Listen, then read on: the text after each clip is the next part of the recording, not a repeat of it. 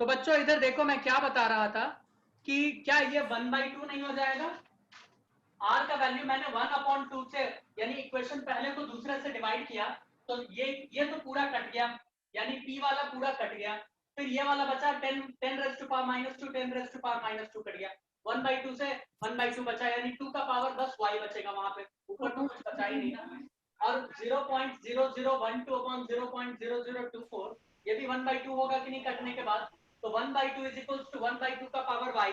तो y का क्या वैल्यू डाले कि वो 1/2 के करीब हो जाए? तो क्या y का वैल्यू 1 नहीं होगा? 0 बताओ 1 1 1 1। तो क्या मैं y का वैल्यू Yes, अच्छा sir, सर ये होगा। वाई वाई नहीं कटेगा, वाई वाई तो कटना चाहिए ना। 1 लिख दो, चलो मैंने लिख दिया है ना, y क्या हो गया 1। अब ऐसे ही हम क्या कर सकते हैं, अब बताओ कौन सा इक्वेशन को किससे डिवाइड कर दें? कौन इसमें सिमिलर दिख रहा है? मुझे तो कौन सा दिख रहा है, तुम लोगों को कौन सा दिखा बताओ? सर फर्स्ट और डाउट थर्ड है, को कर दो सुनो सर, फर्स्ट डाउट और है, थर्ड को कर दो। उनको सुनो सुनाई सर, आपकी आवाज भी नहीं आ रही हाँ है। बोलो बोलो। सर डाउट है। कोई बात नहीं, डाउट बाद में लिया जाएगा, ठीक है। इसमें कौन सा वाला हम लोग काट सकते हैं बताओ? अगर इसमें ध्यान से देखो तो क्या 1 और 3 में कुछ दिख रहा है क्या रिलेशन?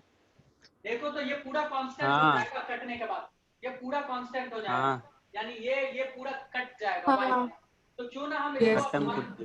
1/3 से डिवाइड करें, एक और तीसरे दोनों इक्वेशन को डिवाइड अच्छा करें। समझ आ अगर ये गया। डिवाइड कर रहे हैं तो ये दोनों पूरा कट जाएगा, दैट मींस ये y और y कट जाएगा, बचेगा क्या? 6/12 दैट इज 1/2 और 0.0012 अपॉन 0.0024 दैट इज 1/2। इसका मतलब यहाँ भी ये हो गया 1/2 इज इक्वल टू 1/2 का पावर x, होगा कि नहीं अनिकेत? और 2 का पावर अगर x यस है सर, यहाँ भी तो x क्या की डाले कि 1/2 हो जाए? तो क्या ये क्या नहीं ही सर आपकी आवाज नहीं आ रही है। x one. ठीक है? सर सर आपकी बहुत आवाज ब्लर नहीं हो आ रहा है, रही है। लैग हो रही है एक भैया सर। मिनट अभी रुको। अब अगर हमारे पास x का वैल्यू 1 आ गया तो वहां पे 1 और y का वैल्यू 1, तो वहां पर y की जगह 1 नहीं लिख सकते, तो यहाँ पे order of reaction r is equals to क्या हो जाएगा कि p का पावर 1 है ना इनटू q का power 1, that means n is equals to x plus y that is 2। Answer हो गया ऑर्डर ऑफ रिएक्शन, है ना? समझ में आया Deepshikha? Very good, yes sir. ठीक है, वेरी गुड। आवाज ही आपकी सर बहुत कट कर आ रही है, मुझे कोई बात समझ नहीं, सर मुझे समझ नहीं आया, यू विल गेट द बता दो ना। Recording, you will get the recording. अब देखो इसको चुटकी बजा के सॉल्व करने का तरीका देखो। मैंने बताया था कि कोई भी एक्सपेरिमेंटल वैल्यू जब कैलकुलेट करते हैं तो किसी एक को कांस्टेंट बनाते हैं। तो अगर हमें p का निकालना है तो q को हमें क्या करना पड़ेगा? कांस्टेंट। तो कांस्टेंट कैसे हो सकता है? इस p का रिलेशन हम कैसे निकालें कि ये q कांस्टेंट हो जाए? अगर हम देखें 1 और 3 में तो ये कांस्टेंट हो जाएगा, डिवीजन के बाद ये हो जाएगा कांस्टेंट। अगर ये डिवीजन के बाद कांस्टेंट होता है तो इसका वैल्यू r का वैल्यू आ जाएगा 1/2 और इसका भी वैल्यू क्या आ जाएगा 1/2 और 1/2 का पावर कितना आएगा? जो भी एबीसीडी, ठीक है? तो क्या वैल्यू डालोगी पावर में कि 1/2 हो जाए? तो फिर वही 1 आएगा। इतना लंबा लिखने का जरूरत नहीं, but CBSE requires this step.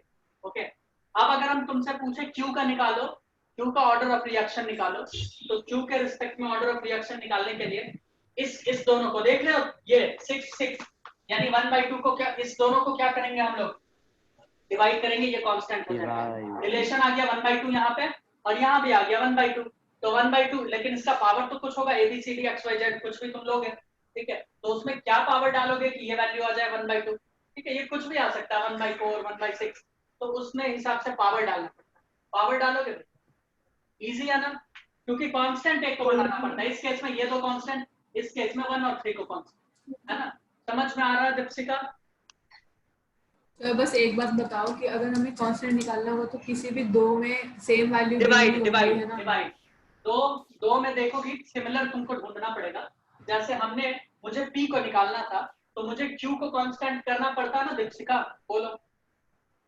Yes sir. Sir तो हमने मतलब q ऐसे को दो कैसे वैल्यू कांस्टेंट किया? हमने q को क्या किया, ये वाला और ये वाला, इन दोनों को हमने इस इक्वेशन को डिवाइड कर दिया, ये हट ही गया, हमारे पास बस यही बचा और ये बचा, है ना? समझ में आया दीपशिका?